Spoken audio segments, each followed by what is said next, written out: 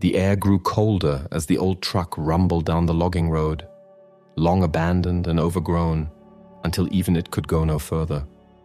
We bailed out, packs heavy, the silence of the place swallowing the engine's final cough.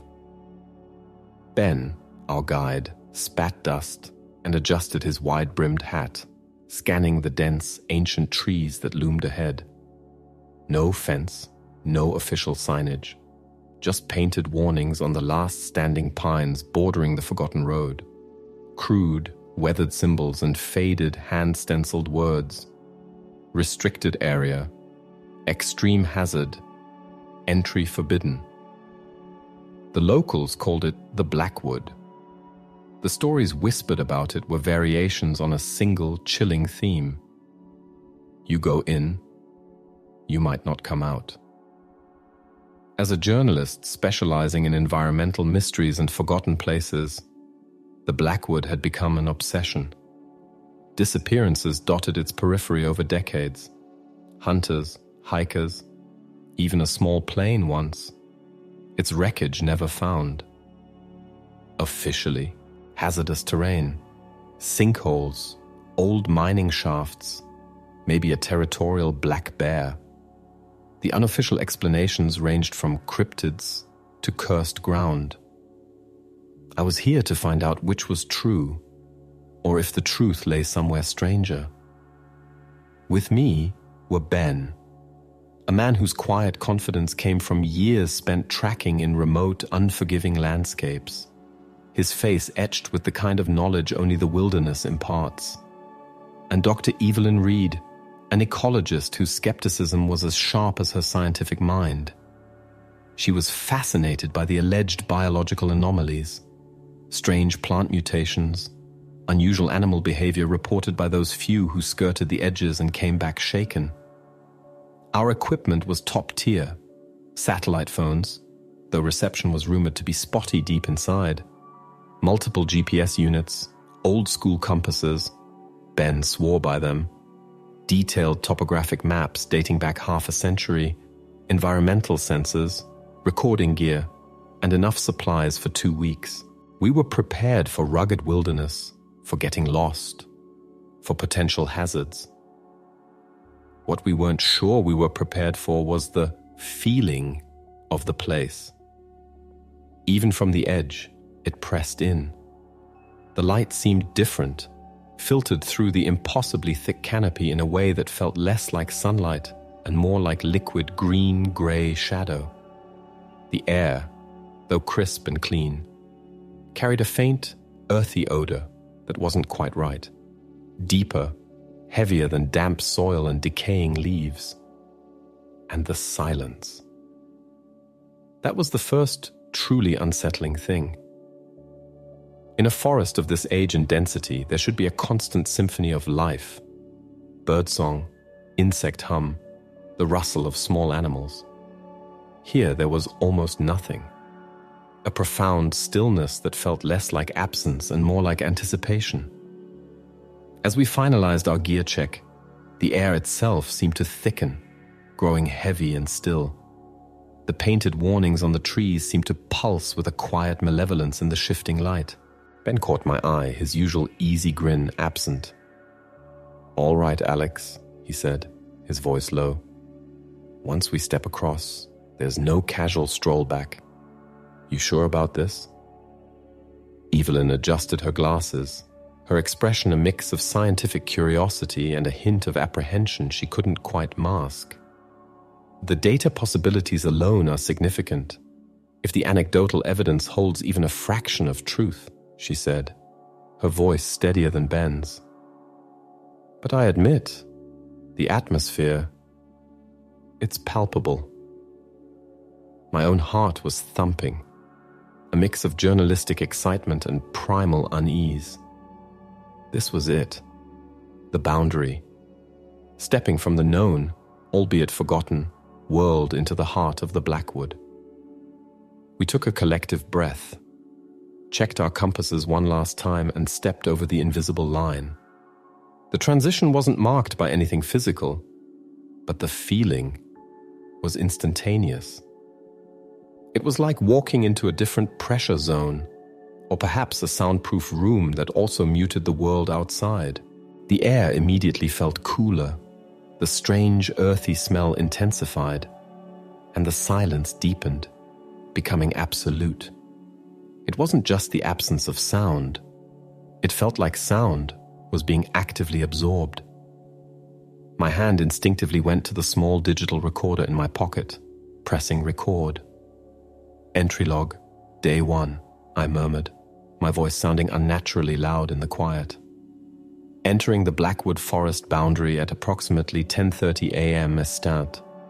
Initial impressions: profound silence, unusual atmospheric density, and a distinctive odor.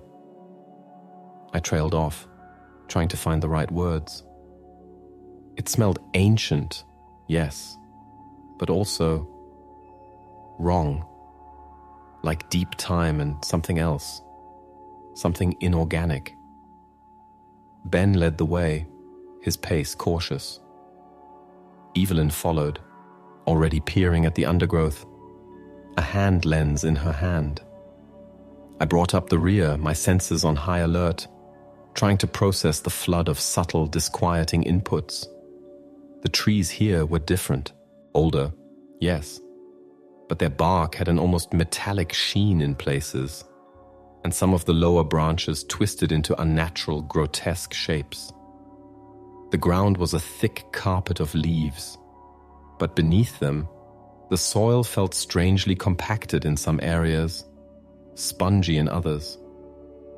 There were no discernible animal trails, nothing to suggest large wildlife moved through here regularly, which was itself deeply unnatural for a forest of this size.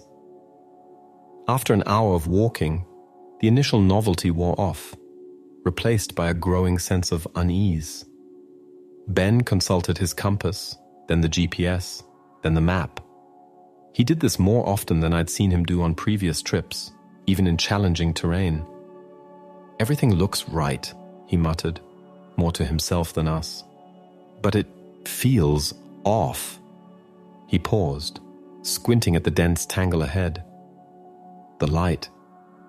It's harder to judge distance in here. Everything looks closer, then further away, depending on how you look at it. Evelyn chimed in.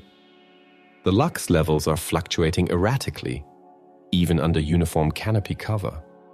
There's no atmospheric phenomenon I'm aware of that would cause this kind of localized light distortion." She held up a small meter, its reading jumping erratically. "And my atmospheric composition sensor is showing minor fluctuations in gases I wouldn't expect to find at these concentrations in a healthy forest environment. Trace levels of something akin to sulfur compounds, but not quite. And methane spikes, but no obvious organic source like a swamp nearby." The scientific data only amplified the subjective feeling of wrongness. It wasn't just our perception. The instruments were picking up anomalies too. We pushed on, deeper into the Blackwood. The air grew colder, despite the physical exertion of the hike. We passed a patch of fungi that glowed faintly with a sickly green light, unlike any bioluminescence Evelyn had ever seen.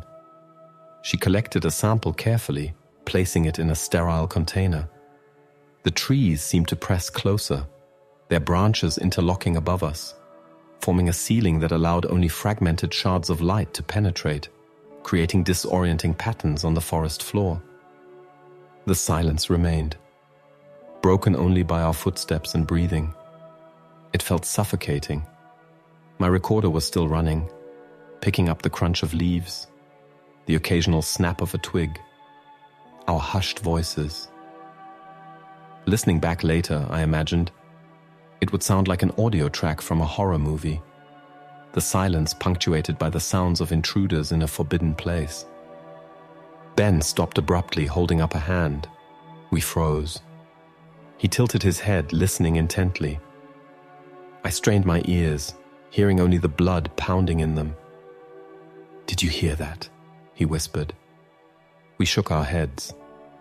Sounded like rockfall?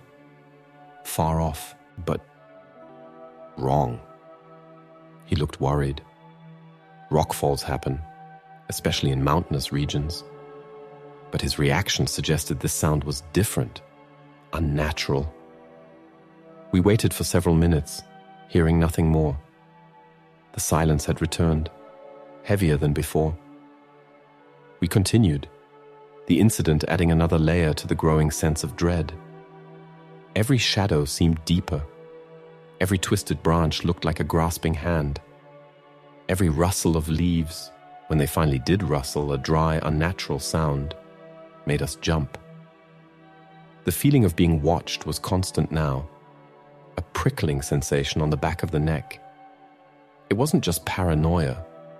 It felt like a tangible presence, unseen eyes tracking our movements through the dense undergrowth.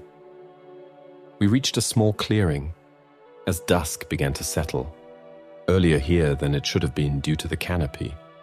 It was a circular space, unnervingly devoid of trees, the ground covered in a grey, fine soil unlike the rich earth we'd been traversing. In the center was a cluster of stones arranged in a rough circle. They looked ancient, weathered not just by time, but by something else. Something that seemed to have smoothed their surfaces in impossible ways. Evelyn knelt by one of the stones, running a gloved hand over its surface. "Basalt," she murmured, "but highly eroded, almost polished, and warm. It's giving off residual heat." This was strange. There was no geological activity known in this area that would explain warm rocks. Ben surveyed the clearing, his eyes narrowed.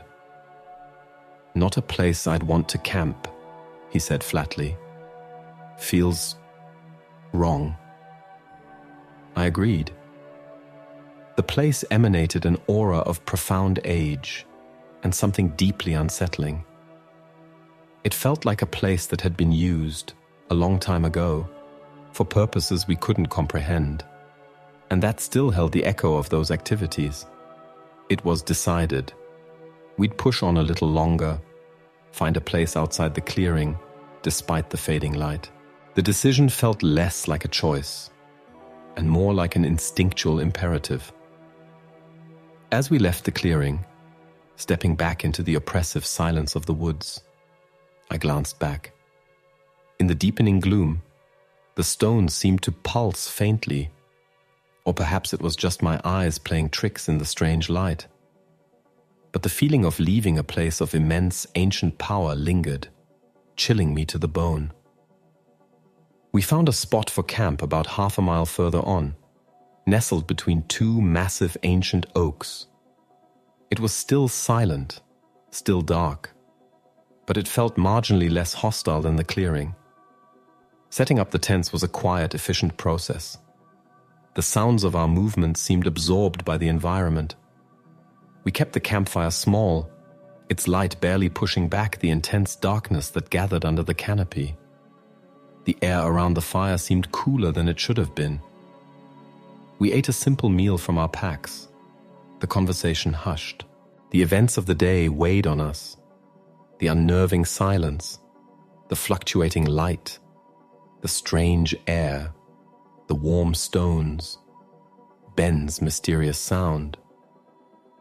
Evelyn tried to find logical explanations for the anomalies, citing potential microclimates, unique geological formations affecting magnetic fields, which could explain compass issues and GPS glitches, or even unusual microbial activity causing the faint glow and smell. Ben, more pragmatic, focused on survival basics, double-checking our perimeter, ensuring our supplies were secure. I sat by the fire, recorder still running intermittently, trying to synthesize the sensory overload and the unsettling data. The forest around us felt like a living entity, not in a benign, natural way, but in a way that felt aware and indifferent, perhaps even malevolent. As darkness fully descended, the sounds began again. Not loud, not distinct at first, but a chorus of faint, unidentifiable noises that seemed to weave in and out of the silence. Rustling that wasn't wind or animal, soft clicks and taps that had no source, a low hum that vibrated more in the chest than the ears. Ben was on edge, constantly scanning the darkness beyond the firelight. Evelyn sat with her environmental sensors, frowning at the readings that spiked and dipped in time with the strange sounds. My recorder captured it all, the sounds themselves frustratingly elusive, seemingly always just beyond the range of clear identification, or perhaps just beyond the threshold of normal hearing. The feeling of being watched intensified. It felt like there were countless eyes in the darkness, just beyond the reach of our small campfire's light, observing us with an ancient, patient gaze. Sleep felt impossible. Every snap of a twig, every creak of a tree branch, every whisper of the inexplicable sounds sent jolts of adrenaline through me. This wasn't just a dangerous wilderness. It was a place that felt fundamentally wrong, a place that actively resisted our presence. Lying in my tent, wrapped in my sleeping bag, the sounds seemed to press closer, swirling around our small camp. I pulled the recorder closer, ensuring it was still on, wanting to capture every disquieting detail. The silence of the Blackwood was terrifying, but the sounds that broke it were worse. They were sounds that didn't belong to the natural world, sounds that seemed to emanate from the very fabric of the forest itself. The first night in the Blackwood was less about rest and more about enduring. Enduring the silence, enduring the strange sounds, enduring the crushing weight of the feeling that we were not only unwelcome, but were actively being observed by something ancient and unknown. The second day dawned not with sunlight filtering gently through the leaves, but with a gradual lessening of the intense darkness, the light remaining a perpetual, watery green-gray. We emerged from our tents tired, our unease amplified by the restless night. Ben looked drawn, his eyes scanning the tree line constantly. Evelyn was poring over her environmental sensor data, her brow furrowed.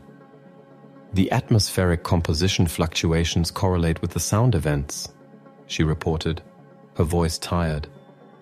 And the magnetic field is fluctuating wildly.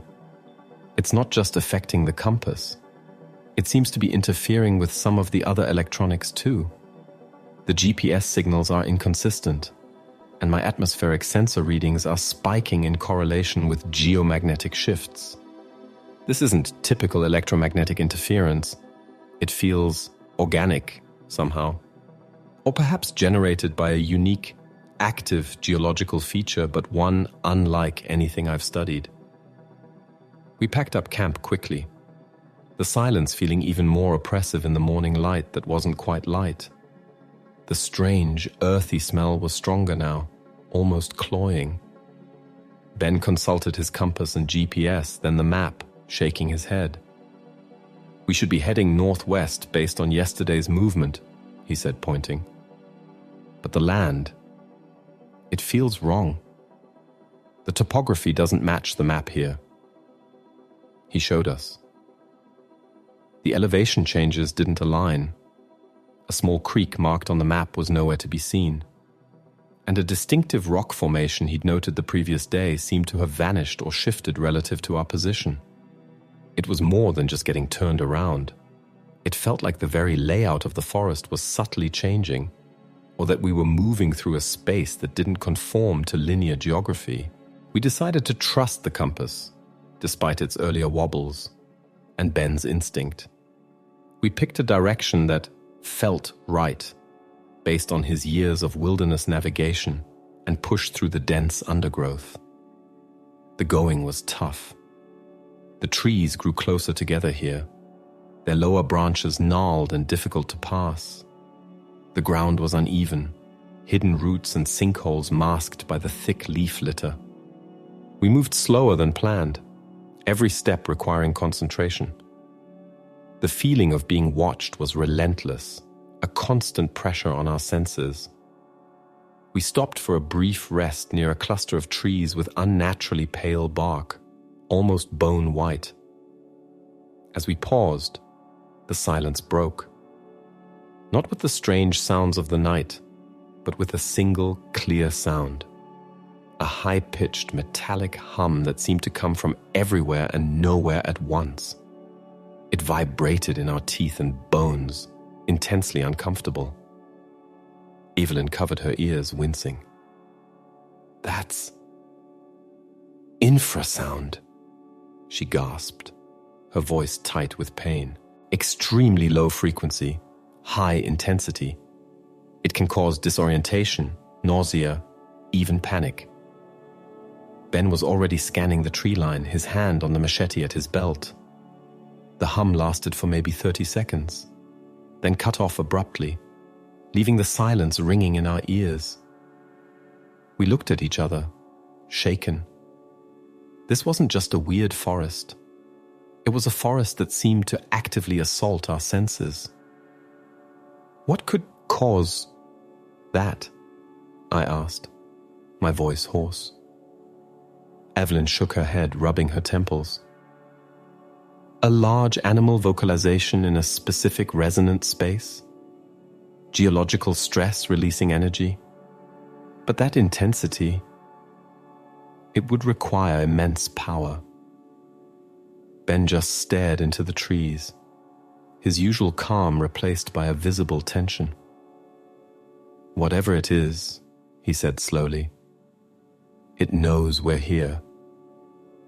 We didn't linger. The infrasound experience had rattled us deeply. We pushed on, the forest seeming to thicken around us, the trees growing even denser, the light dimmer. The paths we tried to follow seemed to vanish, the undergrowth closing in behind us. We were hacking our way through, making slow, arduous progress. Evelyn continued collecting samples, strange mosses that seemed to absorb light, soil that had unusual mineral compositions, fragments of bark that showed no signs of insect activity despite their age. Her scientific curiosity was a thin veil over her growing fear. At one point we crossed a small, stagnant stream. The water was cloudy with an oily sheen and gave off a faint, chemical smell. Our purification filters refused to work, clogging immediately. We were relying on the water we carried, which was now a major concern. Ben tested the water with a portable chemical kit. "High levels of heavy metals," he reported grimly. "And something else. Can't identify it with this kit. Don't drink this." The forest was actively hostile, its natural resources contaminated or unusable. This wasn't just a hazard. It felt deliberate.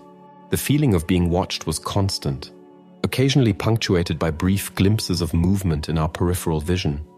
Shadows that detached themselves from trees, fleeting shapes that vanished when we turned our heads. Were they animals? Or just our minds playing tricks? The stress was cumulative. We hadn't slept well. Our bodies were aching from the difficult terrain, and our minds were strained by the constant sensory and psychological assault. We found another clearing in the late afternoon, smaller than the first, but similar. Circular, grey soil, strangely devoid of vegetation. In the center was not stones, but a single, gnarled tree, its bark black and twisted, its branches bare and reaching like skeletal fingers towards the perpetual twilight sky. It looked dead, but emanated a strange, low hum that felt similar to the infrasound from earlier, but much fainter, localized to the tree itself. Evelyn approached it cautiously, holding up her environmental sensors. "High energy readings," she reported, her voice hushed. "Electromagnetic field is off the charts right around the trunk. And elevated radiation? Minor, but definitely present." Radiation. That wasn't a natural forest phenomenon. It hinted at something else. Something man-made, perhaps, buried deep within the forest. Could this forest be sitting on top of something?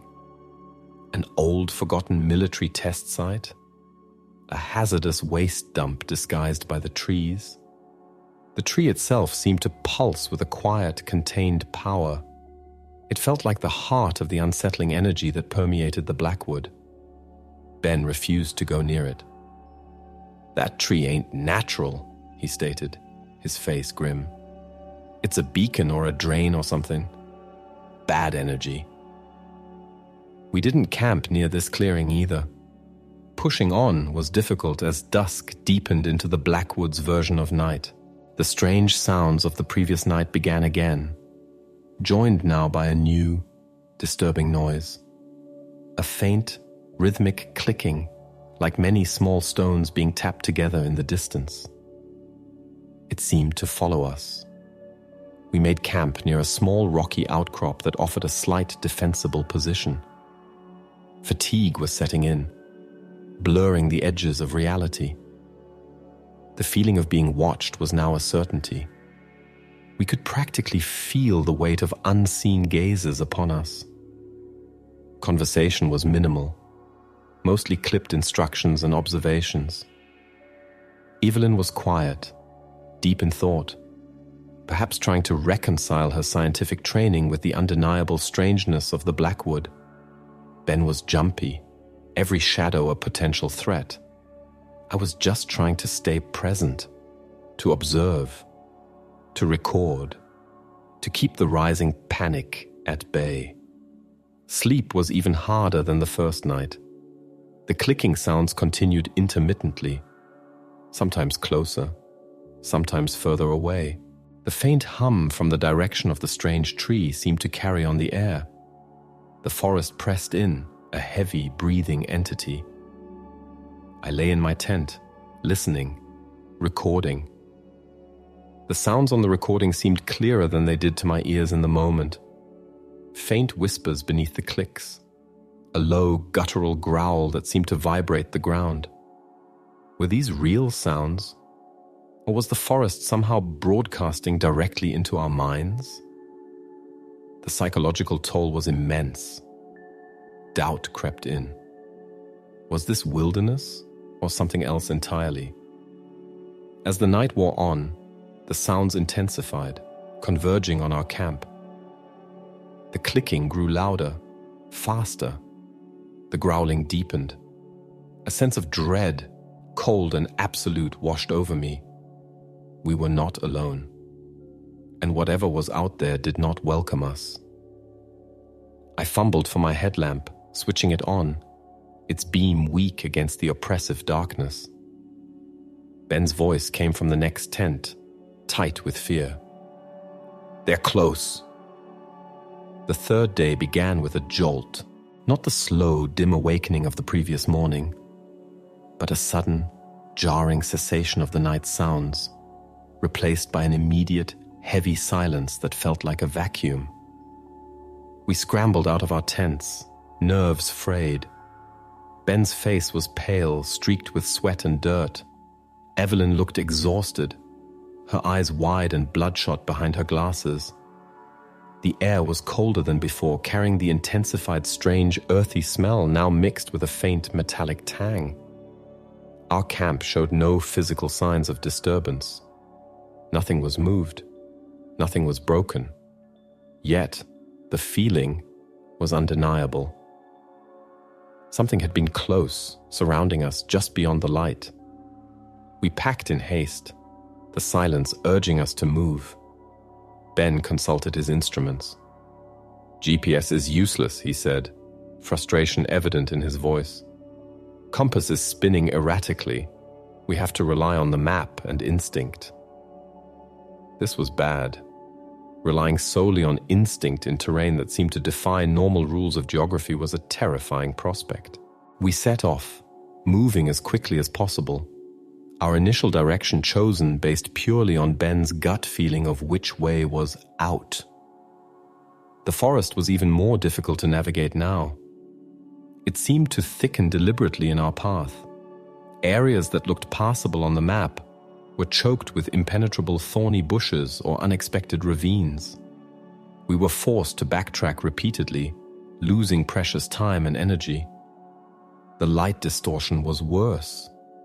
It was almost impossible to judge distance or scale. Trees seemed to lean at unnatural angles, their shadows twisting into disturbing shapes. The feeling of being watched was a constant, nauseating presence, no longer subtle but an almost physical weight.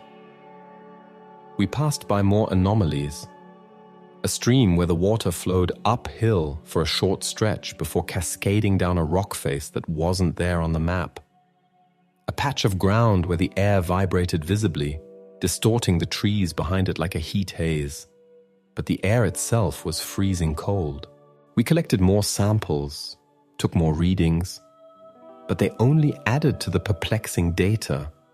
Geological formations that shouldn't exist, energy fields with no known source, biological material that didn't fit existing classifications. Evelyn was becoming increasingly agitated, muttering about impossible thermodynamics and unknown energy signatures. The psychological effects were escalating rapidly. We were all experiencing symptoms of extreme stress and disorientation, headaches, nausea, difficulty concentrating, vivid flashes in our peripheral vision. Paranoia was rampant. Every rustle of leaves was a potential threat. Every shadow hid something menacing. We started arguing over directions, snapping at each other. Ben, normally stoic, was visibly strained, his movements jerky. Evelyn, the rational scientist, was showing cracks, her voice trembling as she described the impossible data. I felt my own grip on reality loosening, the line between what was real and what was imagined blurring. My recordings from the previous night, when I listened back briefly, were filled with static, distorted clicks and sounds that seemed to warp and shift, losing any semblance of identification. It was like the forest was actively corrupting the recordings, refusing to be documented. Around midday, we stumbled upon something truly disturbing. A campsite, half collapsed, overgrown, but clearly not ancient. A torn nylon tent, rusted cooking gear, a backpack ripped open, its contents scattered and weathered. It looked like it had been abandoned in extreme haste, perhaps years ago. Lying near the backpack was a single hiking boot, severed at the ankle. There was no sign of the rest of the person. Ben knelt down, examining the boot and the surrounding area. His face was grim. "Bear attack?" I whispered, though something about the scene felt wrong for that. Bears usually leave more obvious signs of struggle and consumption. Ben shook his head. "Maybe. But this, it's too clean. No drag marks, no blood splatter. I can see that matches. This." He pointed to the clean, almost surgical cut of the boot and the lack of struggle marks around the scattering of gear.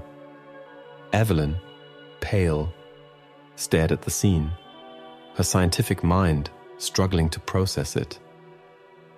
"What kind of animal?" she began, but trailed off. The feeling of being watched intensified, pressing down on us.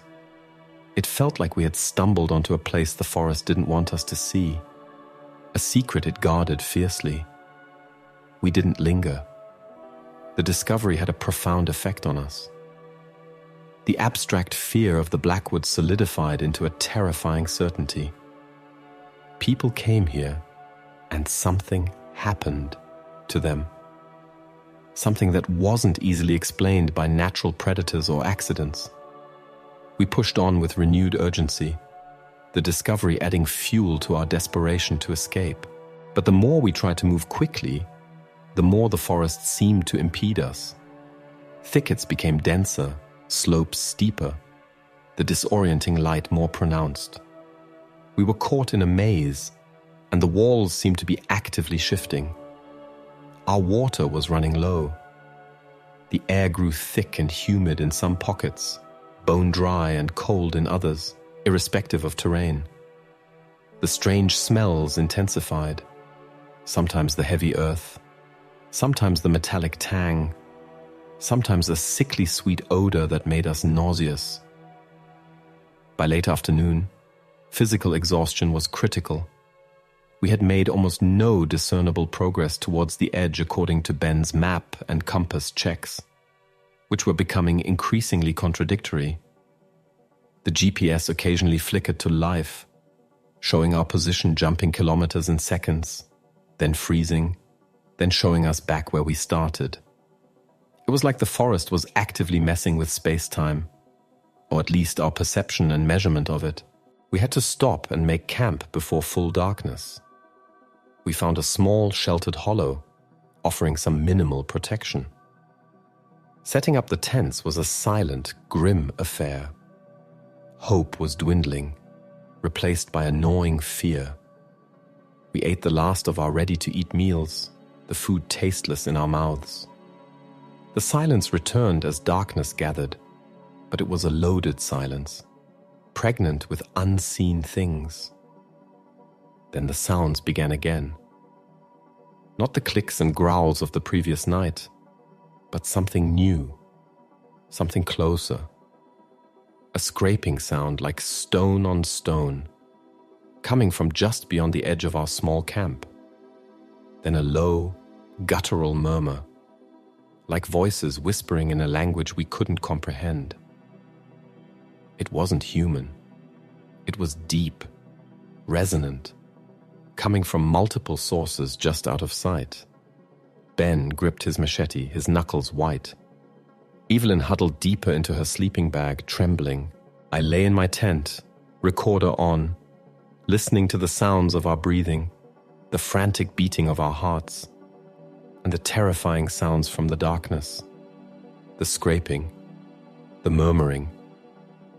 And now, a new sound, a faint, rhythmic thumping, like something large moving just outside the perimeter.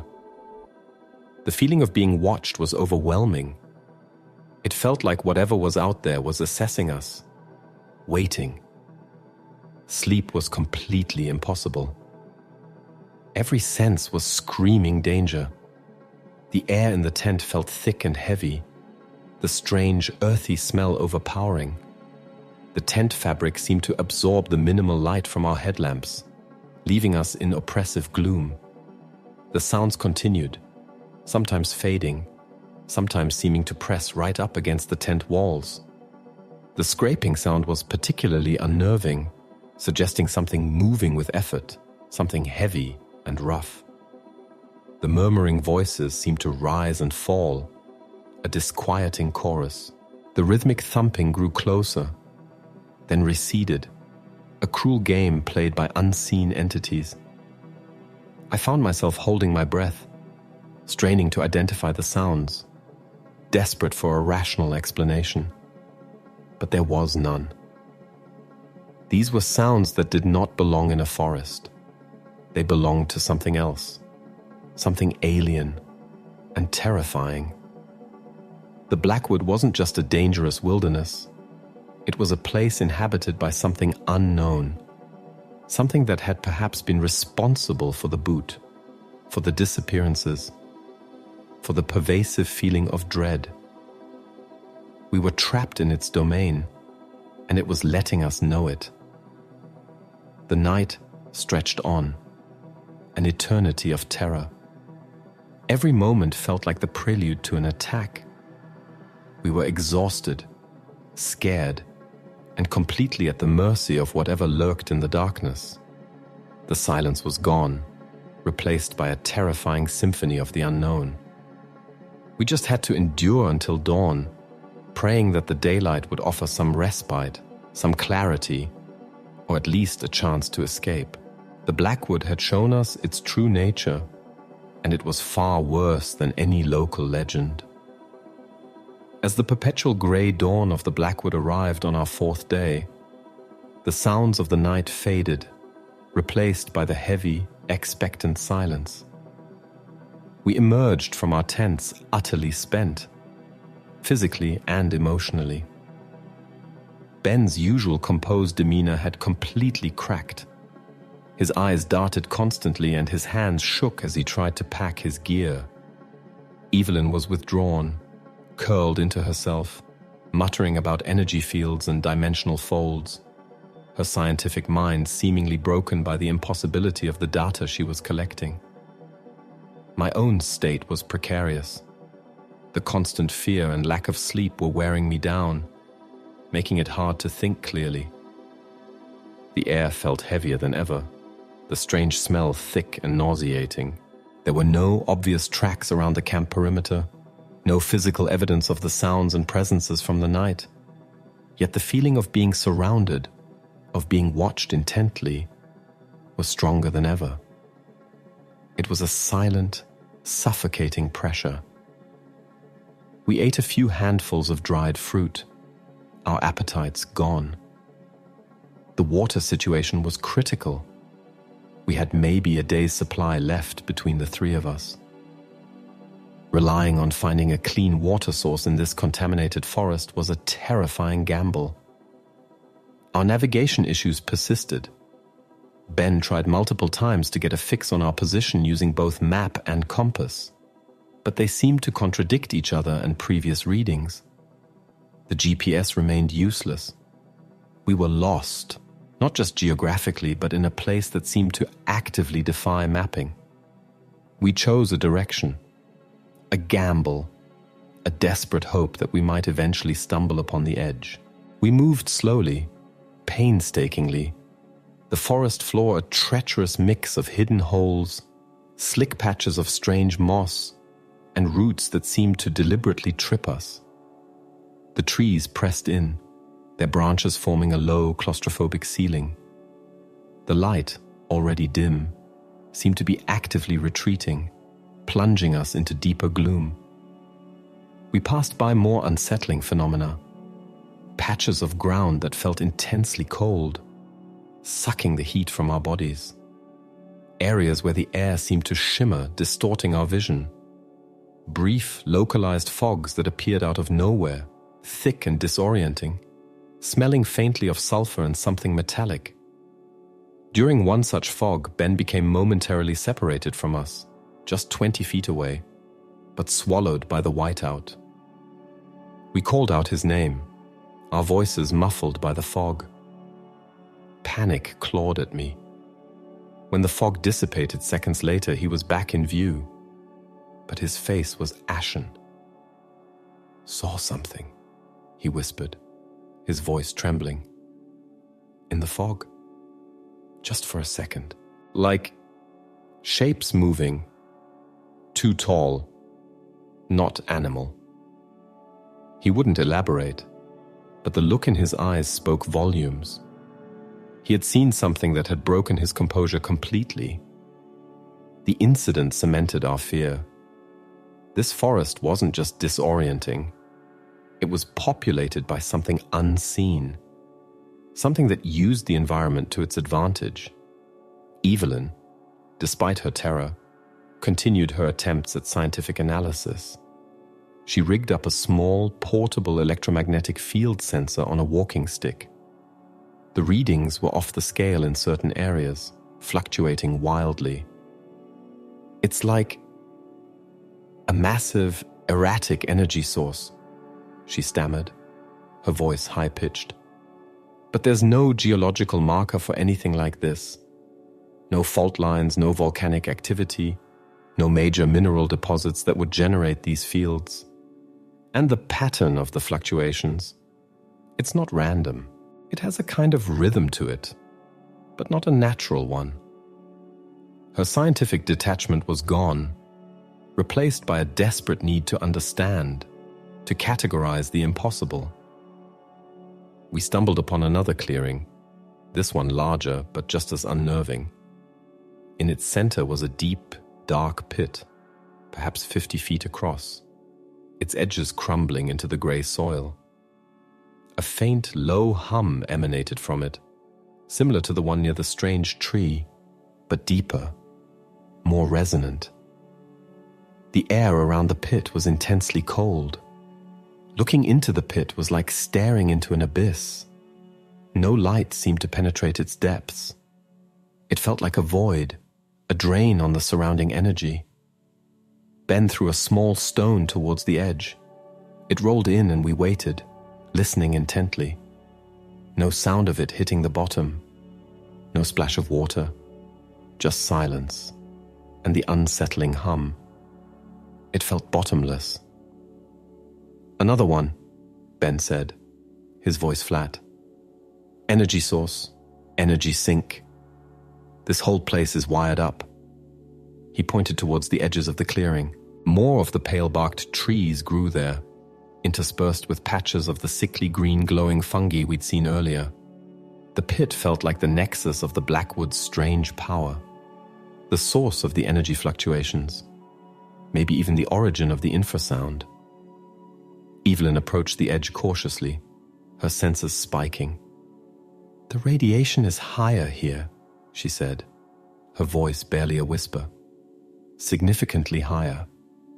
And the atmospheric composition is showing traces of something that shouldn't exist in the upper atmosphere, let alone at ground level." It was too much. The boot, the sounds, the impossible navigation, the energy fields, the radiation, the bottomless pit. It was overwhelming. We had to get out. We backed away from the pit. The feeling of being watched now accompanied by a new sensation. A feeling of intense cold emanating from the void. It felt like the pit was actively looking at us. A vast, empty eye in the heart of the forest. We pushed on, leaving the clearing behind, the hum of the pit seeming to follow us, vibrating in our chests.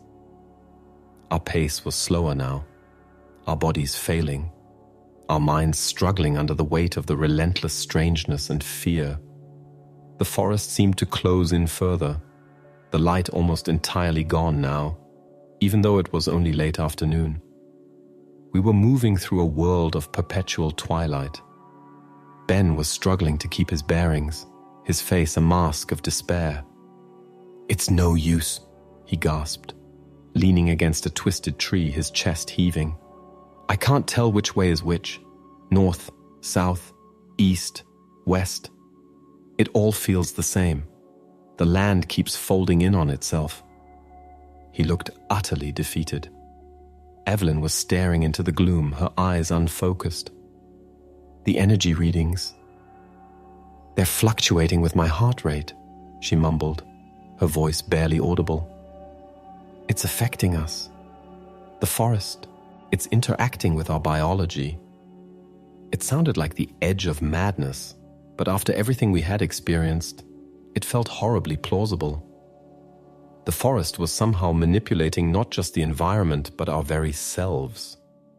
We were trapped, exhausted, dehydrated, and losing our minds. We had to make camp, but the prospect of another night, filled with terrifying sounds and unseen presences, was almost unbearable. We found a small recess under an overhang of rock, offering minimal shelter. Huddled together, we shared the last of our water. It was warm and tasted faintly metallic. The darkness descended quickly, thick and absolute. The silence returned, heavy and expectant. Then the sounds began again. This time, they were closer. The scraping, the murmuring, the rhythmic thumping, right outside our small refuge. And a new sound, a wet, slithering sound, like something immense dragging itself over damp earth. Fear, cold and paralyzing, gripped us. We were cornered. Ben drew his machete, his breathing ragged. Evelyn whimpered, covering her ears. I fumbled for my recorder, my hand trembling so violently I could barely hold it. The sounds intensified, surrounding our small pocket of perceived safety. The murmuring grew louder, almost a chant, in that unknown, non-human language. The scraping and thumping were right at the edge of the overhang. The slithering sound circled us slowly. We could feel vibrations in the rock floor beneath us. Something large was moving out there, just inches away, separated by thin rock and dense undergrowth. The air grew colder, the strange smell overpowering. The feeling of being watched was no longer a pressure, but a physical sensation like icy fingers tracing our skin. We were trapped, exhausted, and facing the unknown entities of the Blackwood. There was nowhere left to run, and no hope of rescue. This was it, the night that would determine if we joined the ranks of the missing or if, by some impossible miracle, we survived. The sounds rose to a crescendo, a symphony of terror. We braced ourselves, huddled together in the oppressive darkness, waiting for whatever was out there to make its move. The Blackwood had finally cornered us. The sounds outside our rock shelter on the fourth night built to a terrifying peak, a cacophony of scraping, thumping, slithering, and that guttural, non-human murmuring. It felt like the very rock was vibrating with the intensity of whatever was out there. Then abruptly, silence fell again. Not the light, expectant silence of morning, but a heavy, waiting silence, thick with menace. We remained huddled together, frozen in fear, for what felt like hours. Eventually, exhaustion began to override the terror. Ben, still clutching his machete, his eyes wide and staring into the blackness, eventually slumped against the rock, breathing heavily. Evelyn lay curled up, her face buried in her arms, trembling. I gripped my recorder, its small red light a tiny beacon in the overwhelming darkness, capturing only our ragged breaths and the pounding of our hearts. Nothing breached the overhang. Whatever had surrounded us seemed to have simply stopped or moved away. Or maybe, most terrifyingly, was still out there, watching, waiting. We didn't sleep. We couldn't. Every creak of the rock, every rustle of leaves, sent jolts of fear through us. The feeling of being watched remained constant, a palpable pressure.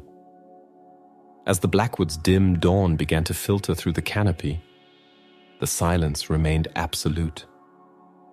We slowly, cautiously, emerged from the shelter. The area around the overhang was undisturbed. No tracks, no broken branches, no sign that anything had been there at all.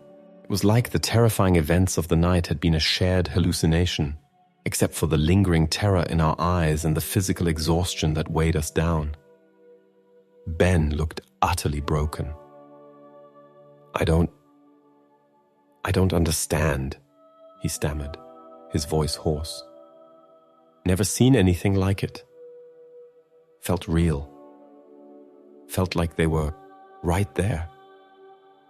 Evelyn was staring at the ground, shaking her head. The sensors, the energy readings, spiked last night, she mumbled. Off the charts, coinciding with the peak of the sounds. It wasn't a hallucination. Something was here, something generating immense energy. The scientific data, once again, confirmed the horrifying subjective experience. We were not just going mad. The Blackwood was physically affecting our reality. We had almost no water and were completely lost. Staying put felt like waiting to die. Trying to move felt like a futile effort in a maze that defied logic. But we had to try. We started moving again. Direction chosen arbitrarily, simply moving away from the rock shelter and the memory of the terrifying night. The forest seemed even denser, the light dimmer. The air was thick with the strange smells, now including a faint scent of decay that hadn't been there before. We moved like automatons, one foot in front of the other, our bodies aching, our minds numb with fatigue and fear. The feeling of being watched was now a dull ache, constant but no longer sparking acute panic. We had moved beyond that into a state of resigned dread. We stumbled upon another anomaly, a cluster of trees that seemed fused together at the base, growing into a single, massive, multi-trunked entity. Their bark was slick and black, oozing a viscous, dark sap that smelled faintly sweet and metallic. As we passed, we heard a low, wet, pulsing sound coming from within the fused trunks. It sounded like a giant, slow heartbeat. Evelyn, despite her state, was drawn to it, reaching out a trembling hand to touch the black bark. "Energy radiating from it," she whispered. "And thermal energy. It's warm to the touch, like the stones in the first clearing. But this is alive." She recoiled as a drop of the black sap oozed onto her glove. It seemed to sizzle faintly. We pulled her away, the pulsing sound and the sight of the oozing sap deeply unsettling. The forest wasn't just influencing us. It was itself manifesting strange, unnatural life forms, perhaps fueled by the unseen energy sources. We were moving through an ecosystem unlike any on Earth, hours blurred together. Walking, navigating impossible terrain, seeing fleeting movements in the periphery, hearing faint, unidentifiable sounds just at the edge of hearing. The thirst was becoming unbearable. Our mouths were dry, our lips cracked. Dehydration was setting in. Ben, normally the picture of resilience, stumbled frequently, his face pale and gaunt. Evelyn was quiet, her eyes distant, occasionally mumbling scientific terms that no longer seemed relevant. I kept the recorder running, hoping against hope that somehow, someday, this record would make it out, a testament to the impossible reality of the Blackwood. We were walking through a relatively open area, less dense than the rest of the forest, when we heard it. A new sound, a faint, distorted voice. Human. It seemed to be calling out, but the words were garbled, stretched and warped, like a signal struggling through immense interference. "Hello," I yelled back, my voice cracking. Silence. We waited, listening intently. The voice came again, clearer this time, though still distorted. It sounded like a man's voice, desperate. "Help us. Lost. Can't get out." Ben froze. "Another group?" he whispered, a flicker of hope in his eyes. Evelyn looked up, her gaze sharpening slightly. Could there be other people trapped in here? Maybe people who had been here longer? Maybe people who knew a way out?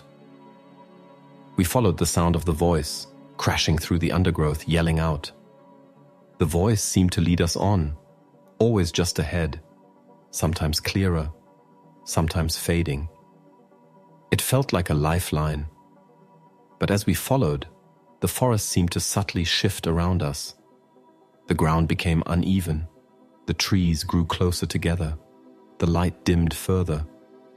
The feeling of being watched intensified, and the air grew colder. Ben stopped abruptly, holding up a hand. The voice had stopped. Silence returned, thick and immediate. We stood panting, listening. Nothing. No voice. No sign of anyone. Ben looked around, his face hardening. "It was a trick," he said, his voice grim. "It led us deeper in." He pointed behind us. The relatively open area we had just been in was gone, replaced by the same dense, oppressive woods we had been struggling through. The voice had been a lure, designed to pull us further into the maze, further from any potential edge. Despair washed over me. Even potential rescue was a tool used by the Blackwood to trap its victims.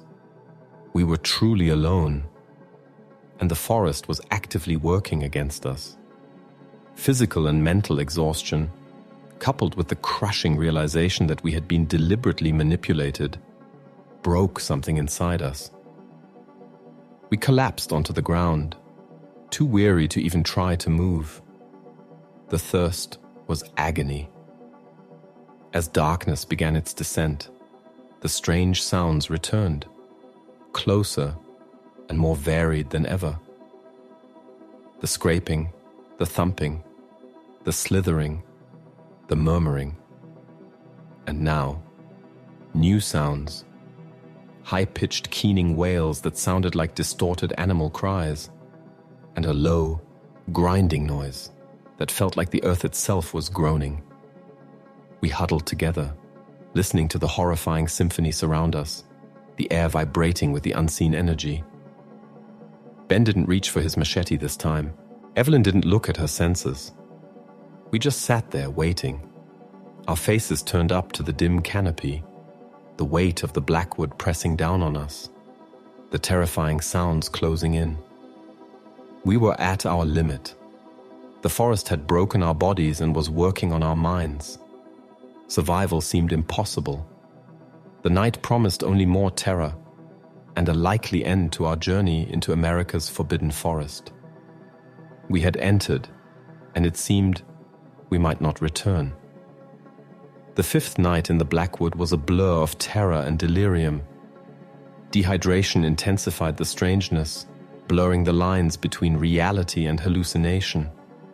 The sounds outside our makeshift camp were constant, no longer fading or returning, but a continuous, layered assault on our senses.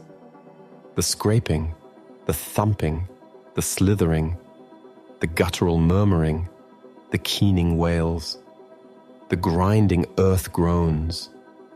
They were all present, swirling around us, occasionally punctuated by new, horrifying noises we couldn't begin to describe.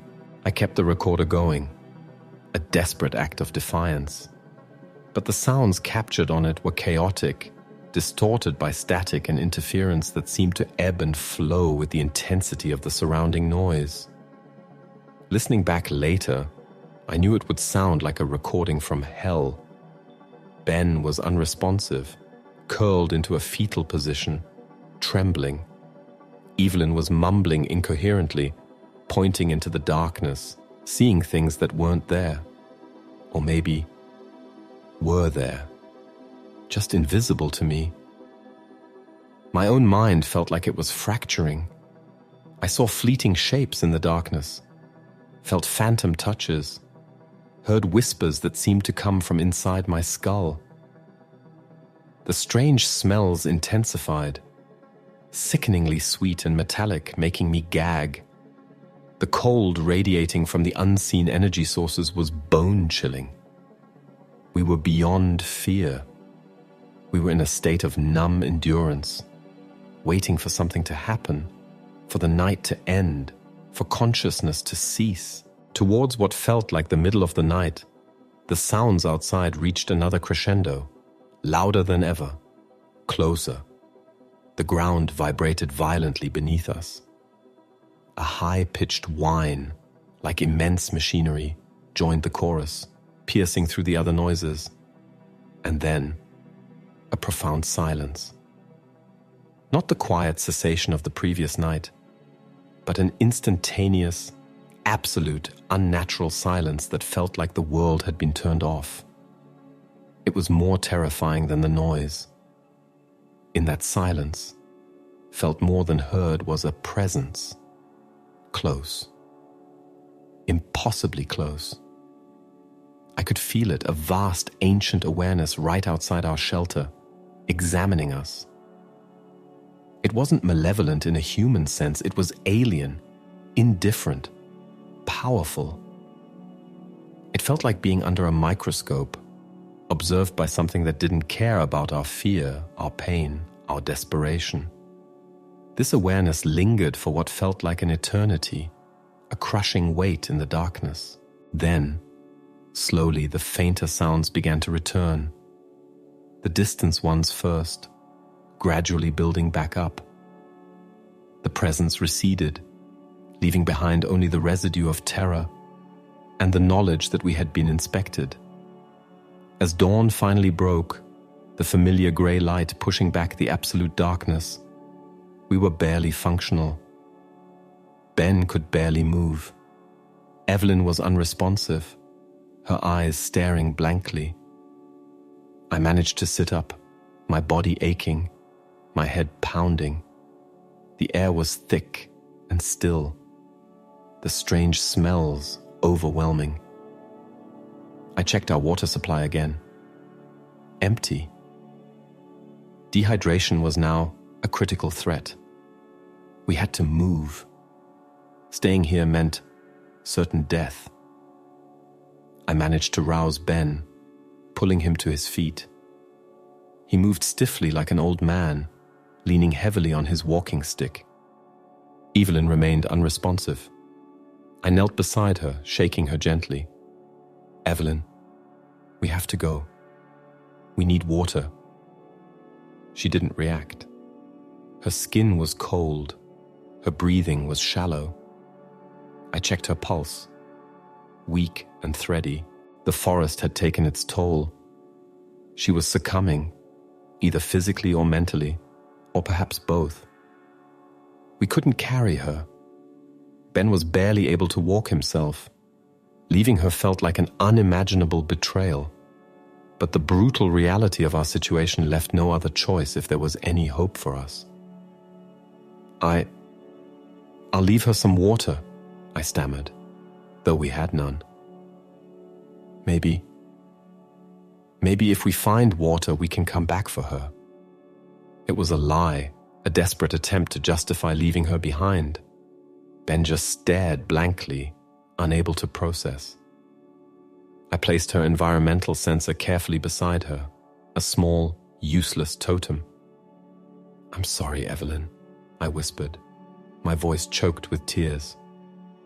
"I'm so sorry." Turning away was the hardest thing I've ever done. Ben and I began to move, leaving Evelyn behind in the grey gloom of the Blackwood. Our progress was agonizingly slow. Every step was an effort. Thirst was consuming me. My mouth felt like sandpaper, my tongue swollen. Ben was stumbling more often now. We needed water desperately. As we walked, the forest seemed to change again. The trees seemed smaller, younger, less gnarled.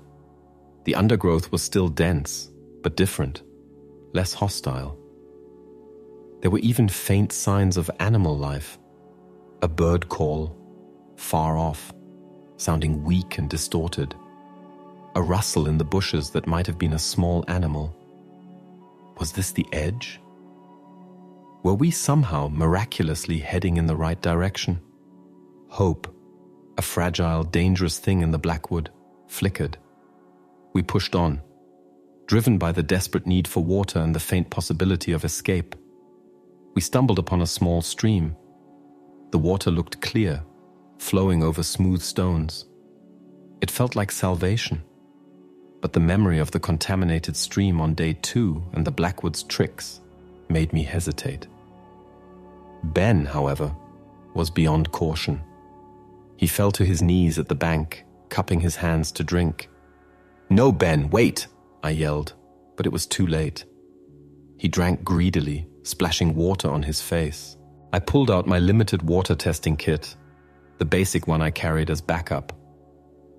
The readings were ambiguous, showing some trace contaminants, but nothing as high as the previous stream. It seemed mostly clean. Or clean. Enough. My thirst was overwhelming. I knelt beside Ben, scooped water into my hands and drank. It tasted cool, earthy, and faintly sweet. After the first gulp, I couldn't stop, drinking deeply, letting the water soothe my parched throat. Ben sighed, sitting back on the bank. "God," he whispered, Never thought I'd taste anything so good. The water seemed to replenish us, giving us a small surge of energy. We filled our water bottles, adding purification tablets just in case, though my skepticism was high. We ate some more dried fruit, the water helping it go down. With renewed fragile hope, we continued our push, following the direction the stream seemed to flow. The environment did seem less overtly hostile here. The silence wasn't as absolute. There were faint, distant sounds that might have been natural. The light seemed slightly brighter. The trees, while still dense, weren't as aggressively tangled. Maybe, just maybe, we were making it out. Then the feeling of being watched intensified again. Not the constant pressure, but a focused, specific gaze. Ben suddenly stopped. "Did you hear that?" he whispered. I strained my ears. Nothing. What? Sounded like footsteps, he said, his eyes scanning the woods around us. Following us. We stood still, listening. Silence. Then a faint snap of a twig from behind us. It was distant, but distinct. Someone or something was following us. The fragile hope evaporated, replaced by a cold dread. The Blackwood wasn't letting us go easily. We moved faster now, urgency propelling our tired bodies. But the snapping twig followed, always just behind us, always just out of sight. It wasn't a large animal. The sound was too deliberate, too paced. It felt like someone was tracking us, slowly, patiently. We didn't dare look back. We just kept moving. The sound of the footsteps behind us, a chilling reminder that we were still very much in the Blackwood's domain, and it hadn't finished with us yet. The fear returned, sharp and cold, cutting through the exhaustion. We were escaping one kind of horror, only to be pursued by another. The sounds from the night, the lost voice, the boot, the pit, the strange tree, the terrifying presence, leaving Evelyn behind. It all culminated in this desperate, terrifying flight. The unseen pursuer just behind us, matching our pace, a silent, relentless predator in America's forbidden forest. The footsteps behind us continued, a steady, unnerving rhythm that matched our own frantic pace. It wasn't a casual stroll. It was a deliberate pursuit. We didn't call out, didn't look back. We just pushed forward, the need to escape overriding the fear of the unknown following us. Ben kept glancing over his shoulder, his face etched with terror. His earlier breakdown seemed to have been replaced by a desperate, animalistic drive to survive. The environment, though seemingly less hostile than the deeper parts of the Blackwood, still felt wrong. The light was still dim, the air thick, the silence occasionally broken by the following footsteps or brief, unsettling whispers that seemed to skitter through the trees around us. Were they the same voices from the night, now tracking us? We came to a steep incline, the ground covered in loose scree. It was slow going, our tired legs struggling to find purchase. The footsteps behind us didn't falter. They seemed to glide over the difficult terrain as easily as on level ground, perhaps even gaining on us. As we neared the top of the rise, I risked a quick glance back. Nothing was visible through the dense trees, but I felt them there, just behind the veil of foliage, watching us struggle. The sensation was like being hunted by ghosts, unseen, but undeniably present. We crested the rise and saw a narrow ravine ahead, choked with dense, dark bushes. There was no way around it without adding significant time to our journey. Ben hesitated for a split second, glancing at the pursuit behind us. "Through it!" he gasped, urgency in his voice. We plunged into the ravine. The bushes were thick, thorny, tearing at our clothes and skin. The light was almost non-existent in the narrow cut. We scrambled through, blind and desperate, the sounds of our passage loud in the confined space. Behind us, the distinct snap of twigs, the rustle of leaves. The pursuer was entering the ravine. We emerged on the other side, scratched and bleeding, but with a small lead. The terrain here was flatter, still densely wooded, but perhaps offering a chance to move faster. We ran, stumbling through the trees, the sound of our footsteps loud in the oppressive silence. But the footsteps behind us were just as loud, just as close. They weren't losing ground. It was then I realized something horrifying. The footsteps behind us. There was no change in pace or sound regardless of the terrain. Whether we were on soft leaves, loose scree, or pushing through thick bushes, the footsteps sounded the same. Steady, rhythmic, deliberate. It was impossible for a human, or even most animals, to move like that. Whatever was following us wasn't bound by the same physical limitations. It was like the forest itself was walking. Panic surged, making my lungs burn. We were being hunted by the Blackwood. We ran until our lungs felt like they would burst, until our legs screamed in protest.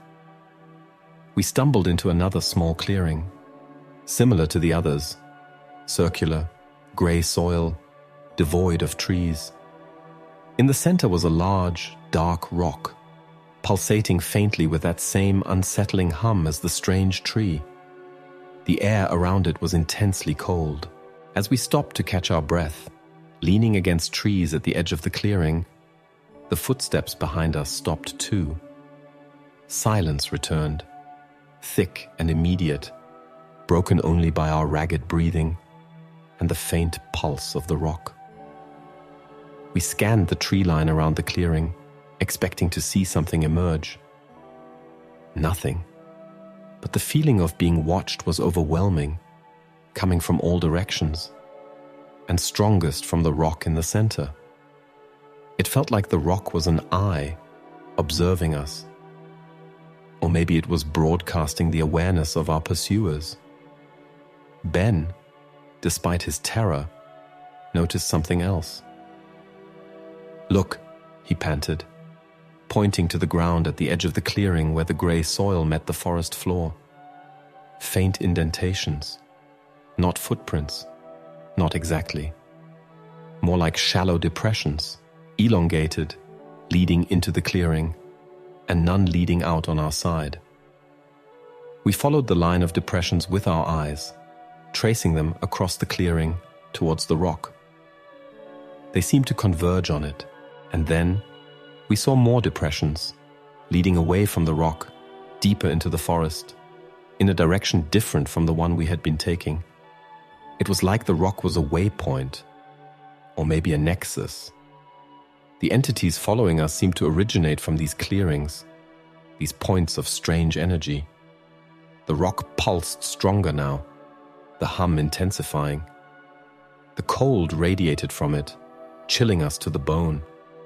The air around it seemed to shimmer. The footsteps behind us were silent, but the presence was immense, surrounding the clearing. We were trapped between the unseen pursuers and the pulsating rock. Ben, with a sudden surge of adrenaline, grabbed my arm. "Not staying here," he rasped. He looked at the trail of depressions leading away from the rock, deeper into the woods. It was the direction the voice had tried to lure us towards yesterday, but it was also a path that seemed to be used by whatever was in the Blackwood. It was a terrifying choice. Face the unknown entities lurking in the trees, or follow their path deeper into the heart of the forest. The thought of the entities, silent and unstoppable, waiting just beyond the tree line, was unbearable. "The path!" I choked out, my voice trembling. Ben nodded grimly. We moved quickly across the grey soil, skirting the pulsating rock, heading towards the depressions leading into the forest. As we reached the tree line and stepped onto the path, the footsteps behind us resumed, entering the clearing. We didn't look back. We followed the path, which wasn't really a path, just a series of these strange depressions leading through the dense woods. The trees here were different again, taller, straighter, but their bark was mottled and grey, and their leaves seemed to absorb the light entirely. The air was thick and humid. The feeling of being watched was constant, but seemed to come from ahead of us now, as well as behind. It was like we were moving into a trap, or perhaps a gathering place. The strange sounds returned, muffled by the dense foliage, but surrounding us. The clicks, the murmuring, the distant groans. The path twisted and turned, leading us deeper and deeper into this unnerving part of the Blackwood. We passed more anomalies, small stagnant pools that glowed faintly with an internal light, patches of ground that felt strangely soft and yielding underfoot, as if walking on something alive. The silence was gone, replaced by the constant symphony of unsettling sounds and the relentless, silent footsteps behind us. We were moving deeper into the heart of the Blackwood, following the trail of the entities, knowing that every step took us further from the world we knew, and closer to whatever terrifying secret lay hidden within this forbidden forest. Escape felt increasingly impossible. Survival felt like a distant dream. We were simply moving forward into the unknown, pursued by the impossible, in a place that seemed determined not to let us leave. The path of strange depressions led us through the grey-barked forest, the air thick and humid, the light minimal. The sounds of the Blackwood pulsed around us, closer and more distinct now. The low murmuring, the rhythmic clicking, the high-pitched keening, and that unsettling grinding noise. The silent footsteps followed relentlessly, always just behind us, a constant reminder of the pursuit. We moved in a state of exhausted dread, our bodies aching, our minds numb. The dehydration was a dull throb, occasionally spiking into agonizing thirst. Our reserves were gone. We needed water, or shelter, or some sign that this path led somewhere other than oblivion. The grey-barked trees grew denser, their branches interlocking overhead to form a near-complete canopy that plunged us into deeper gloom. The ground became soft and spongy underfoot, yielding slightly with each step, as if we were walking on compressed moss or some unnatural, springy vegetation. The strange smells intensified, a mix of the heavy earth, the metallic tang, and a new, musty odor that felt ancient and oppressive. We passed more glowing pools, their light casting an eerie, sickly green glow upwards through the trees. The humming sound from the pulsating rocks seemed ever present now, a low thrum that vibrated through our bones. It felt like we were moving through the nervous system of the Blackwood, following pathways created or used by its unseen inhabitants. The feeling of being watched was no longer just an uncomfortable sensation. It felt like actual pressure on our skin, like countless invisible eyes were focused on us, dissecting our every move. Ben stumbled and fell, collapsing onto the soft, spongy ground. I knelt beside him, adrenaline giving me a brief burst of strength. His face was pale, his breathing shallow. "Can't," he gasped, his voice barely a whisper. "Can't go on." He was done, broken, dehydrated, exhausted. terrified. I knew I couldn't leave another person behind, but I also knew staying put meant certain capture by whatever was following us. The footsteps stopped nearby. Silence. The air grew intensely cold. I looked around wildly, expecting to see them emerge. Nothing. But the presence was overwhelming, just beyond the screen of grey-barked trees. It felt like they were standing there watching us, waiting for us to be completely incapacitated. My eyes fell on a patch of the glowing fungi near Ben's head. Its light pulsed faintly. An idea, desperate and maybe insane, formed in my mind. The fungi, the pulsing rocks, the fused trees. They all seemed connected to the strange energy of the Blackwood. Maybe they were part of it. Maybe they were a way to interact with it. Ben, I said, my voice trembling. Ben, the fungi, the rocks, they pulse. Their energy, maybe we can use them. He stared at me blankly, uncomprehending. It was a long shot, a shot born of desperation and delirium. But what other choice did we have? I looked at the footsteps trail leading away from us on the path, deeper into the gloom. I looked at Ben, collapsing on the spongy ground. I looked at the trees surrounding us, hiding the unseen things that pursued us. My gaze returned to the glowing fungi. I reached out a trembling hand and touched the closest patch. It felt cool and slightly firm, like a strange, cold flesh. As my fingers made contact, the glow intensified slightly. A faint hum emanated from the fungi, mirroring the hum from the distant rocks. It felt like a connection, a resonance. I took a deep breath and pressed my hand more firmly onto the glowing surface. The hum intensified, vibrating up my arm. The air around me grew colder. The strange smells became overwhelming. My vision swam, and then images flooded my mind. Not sights, but impressions, shapes, patterns, movement. The forest floor beneath me seemed to shift and flow. The trees around me pulsed with unseen energy.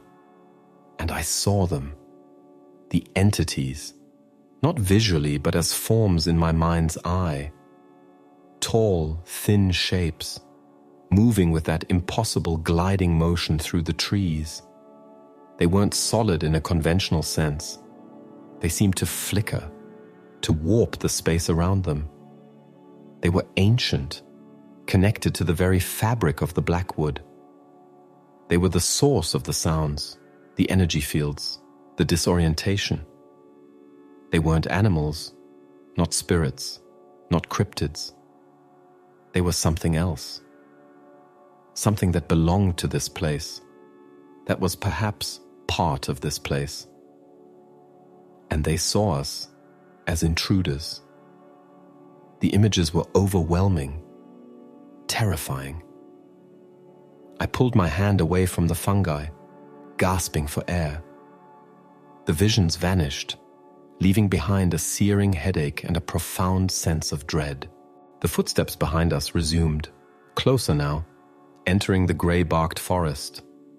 They knew. Touching the fungi, making that connection had revealed our presence, our attempt to understand. "They're coming," I croaked, my voice barely a whisper. Ben stirred slightly, groaning. I had to get him up. I had to keep moving. But where? Deeper into the Blackwood, into the heart of their domain? Or try to break away, crashing blindly through the oppressive forest, hoping to find an edge that seemed to vanish the closer we got? The path of depressions continued ahead, leading into an even darker, denser part of the woods. It was the way the entities moved. Maybe following their path was the only way to navigate this place. Or maybe it was leading us directly into their trap.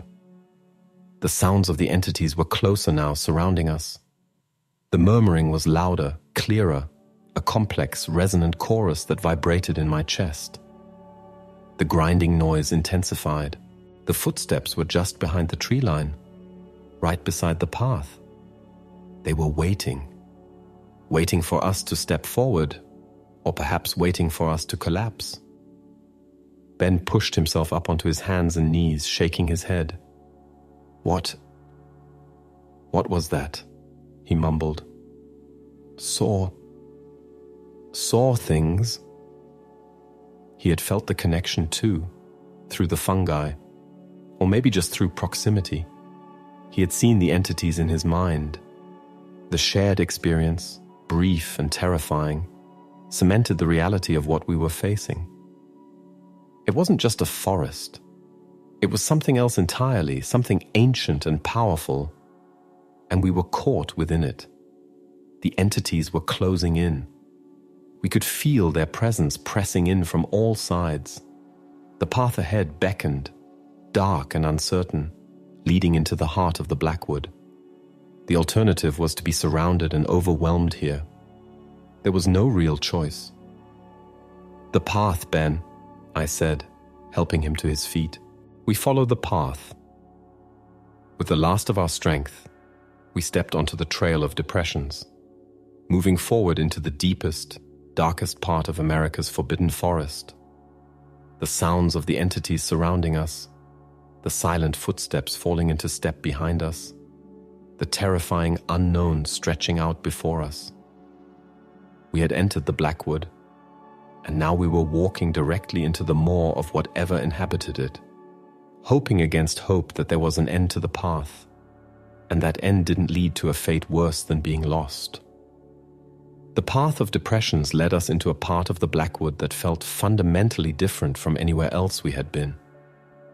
The grey-barked trees gave way to trees that seemed made of shadow and silence, their bark a lightless black, their branches absorbing every hint of light.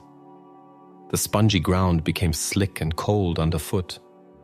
The air was heavy, still, and intensely cold, carrying the strongest concentration of the strange, metallic, earthy smell.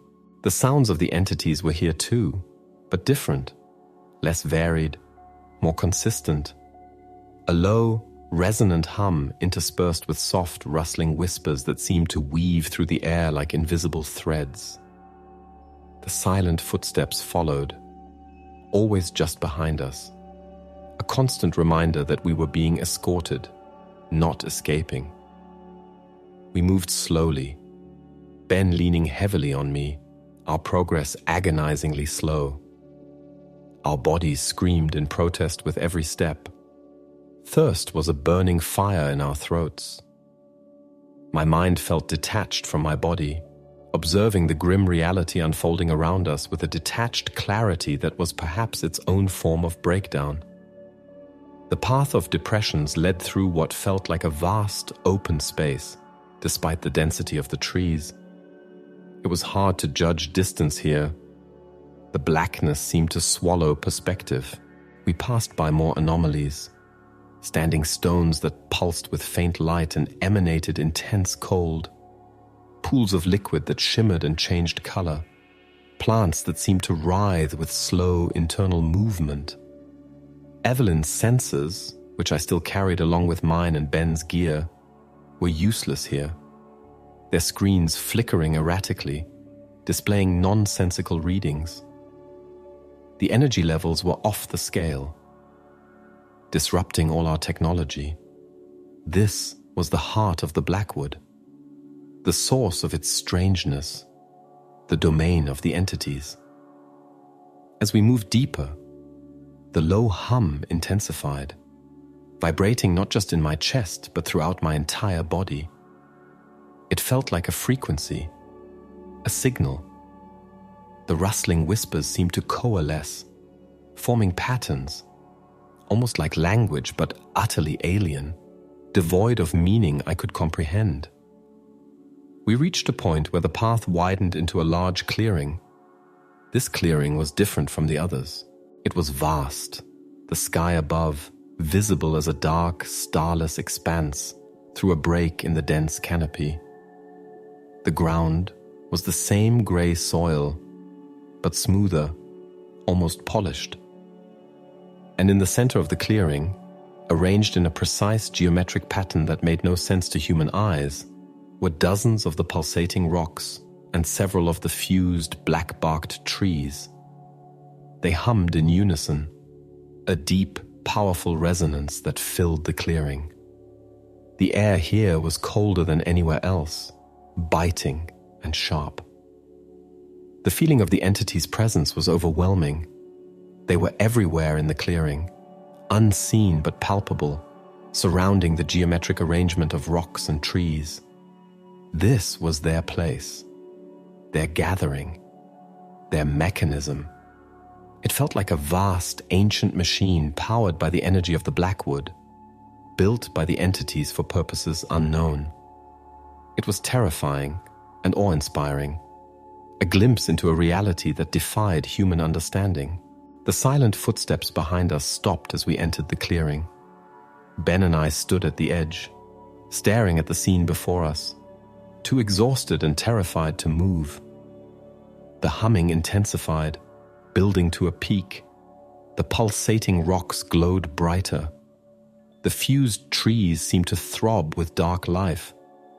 And then, from the spaces between the rocks and trees, from the edges of the clearing, the entities emerged. They weren't fully visible, not in a way our eyes could process. They were distortions in the air, shimmering heat hazes in the intense cold, vertical lines of visual static that seemed to shift and flow. They were tall, impossibly thin, their forms fluid and unnatural. There were many of them, filling the clearing, surrounding the geometric arrangement, turning their collective, unseen gaze upon us. They didn't speak with voices, but with that resonant hum, that chorus of whispers that resonated directly in my mind, bypassing my ears. It wasn't language in a human sense, but a communication of concepts, of purpose. And the message was clear. We were intruders. We did not belong. This place was not for us. There was no aggression, no malice as humans understand it, just a profound, absolute assertion of their domain and our trespass. They didn't move towards us. They simply existed in the clearing, their presence a crushing weight, their forms shimmering in the cold air. It felt like we were expected, like the path had led us here deliberately. Was this where the lost went? Were they absorbed into this ancient mechanism? Were they somehow transformed, becoming part of the Blackwood? The thought was terrifying. Ben whimpered beside me, collapsing back onto the soft ground, burying his face in his arms. He couldn't handle it. I stood there, rooted to the spot, staring at the shimmering forms of the entities, listening to their resonant hum fill the air in my mind. This was the secret of the Blackwood. Not a monster, not a curse, but something ancient, alien, and powerful, existing alongside our reality, manipulating the environment, drawing energy from sources we couldn't fathom, and occasionally, perhaps inadvertently, interacting with the human world when its inhabitants stumbled into its domain. The disappearances, the strange phenomena, the feeling of being watched, it all stemmed from these entities and their connection to this place, this vast, living mechanism within the forest. I fumbled for my recorder, holding it up towards the clearing, a futile gesture of documentation against the impossible. The screen was blank, the device dead. My camera, my phone, everything was dead.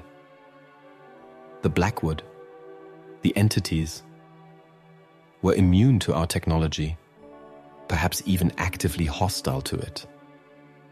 We had nothing left but our failing bodies and our shattered minds. The entities held us in their collective gaze. The humming intensified again. It wasn't just a sound. It felt like energy flowing through me, through Ben, through the clearing, connecting everything. I felt dizzy, disoriented, my grip on reality slipping further. Was this it? Was this how the Blackwood claimed its victims? By overwhelming them with its energy, its presence, dissolving them into the fabric of the place. A faint image flashed in my mind. Evelyn, back where we left her, perhaps also succumbing to the forest's influence. Was she here now, somehow part of this vast, humming consciousness? The thought was both horrifying and strangely comforting. I closed my eyes, bracing myself for whatever was next, the cold air burning my lungs, the hum vibrating through my entire being, the presence of the entities surrounding me. We had entered America's forbidden forest, sought its secrets, and now we were at its heart, about to become another part of its terrifying, inexplicable mystery. There was no more running, no more hiding, no more hoping. There was only the overwhelming presence of the Blackwood and its inhabitants, and the certainty that we would not be leaving. The humming of the entities and their geometric arrangement in the vast clearing intensified, building to a frequency that felt like it was going to tear me apart from the inside. The cold radiated from the pulsating rocks, an icy grip that seemed to bypass my skin and freeze my very bones. The shimmering forms of the entities moved slowly, gracefully within the clearing, their impossible shapes weaving between the humming stones and throbbing trees. They weren't just watching us anymore, they were actively interacting with the space, with the energy. I felt a pull, a subtle force drawing me forward, towards the center of the clearing, towards the humming heart of the Blackwood.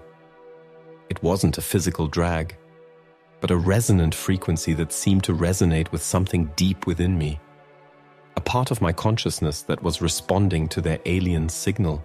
Ben remained collapsed beside me, his body trembling, his mind likely lost in the terror or the delirium. I was alone in facing this. The whispers surrounding the hum grew louder, more complex. They still weren't language, but they conveyed information, concepts that flowed directly into my awareness. Ideas of immense age, of deep connection to the earth, of cycles of energy and transformation. They felt like the thoughts of something ancient and fundamental. The pit we had seen, the strange tree, the glowing fungi, the pulsating rocks, the clearings, the non-Euclidean geometry of the forest itself. They were all parts of a single, interconnected system.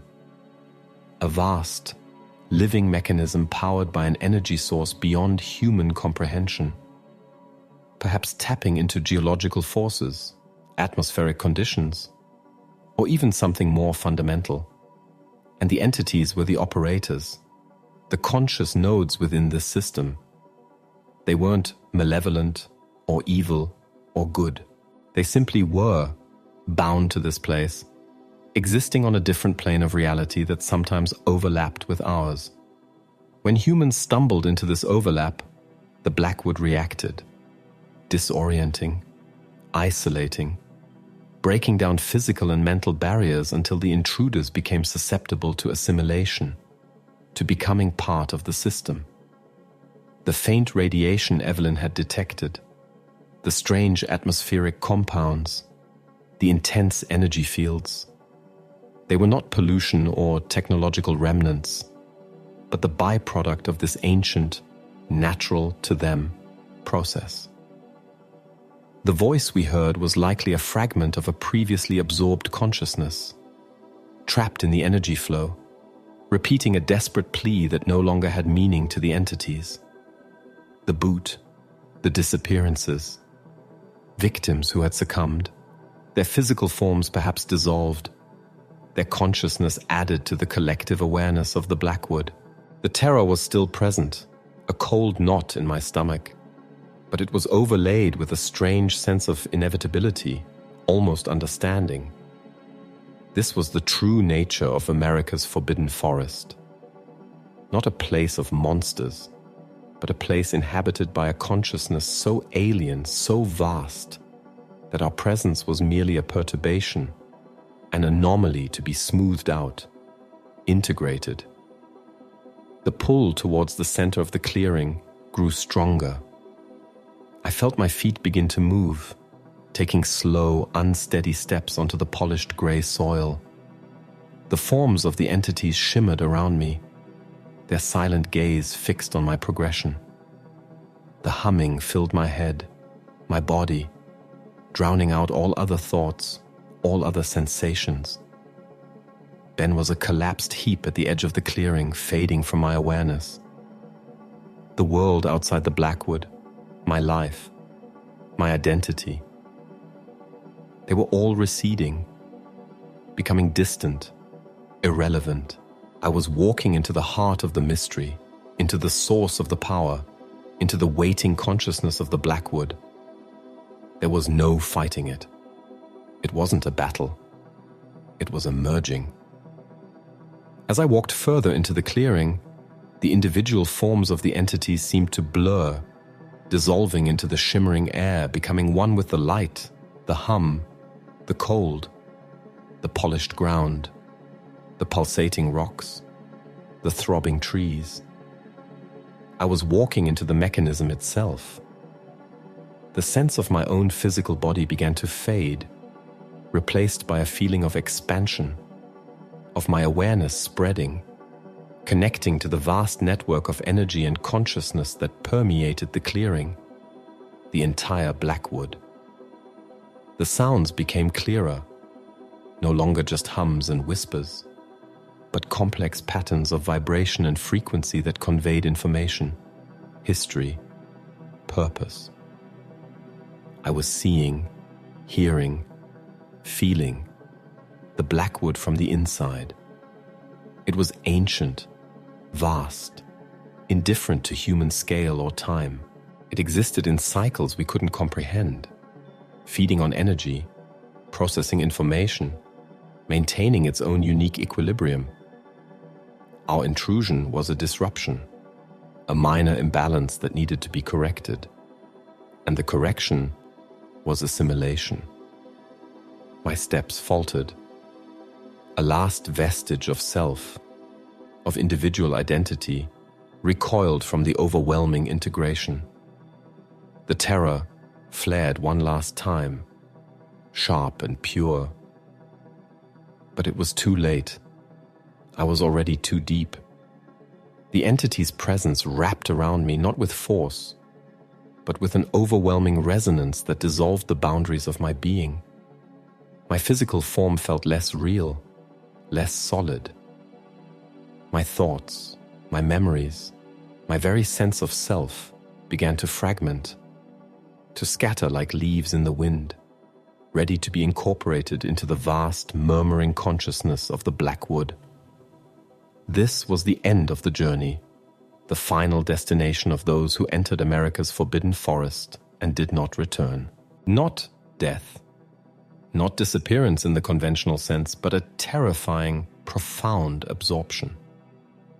My last conscious thought was of the world outside, the world that would never know the true secret of the Blackwood, the world that would simply add our names to the list of the missing. The humming reached its peak, the light and cold, overwhelming. And then, nothing but the resonant frequency, the swirling patterns of energy and consciousness, and the understanding that I was no longer Alex, the journalist, but a new, infinitesimally small part of the ancient, forbidden forest. I had entered, and I did not return. The Blackwood claimed its own, adding another layer to its complex, terrifying reality, waiting patiently for the next curious soul brave or foolish enough to cross its invisible boundary. It was here, hidden in plain sight, a testament to the unknown, a place where reality frayed and the ancient held sway.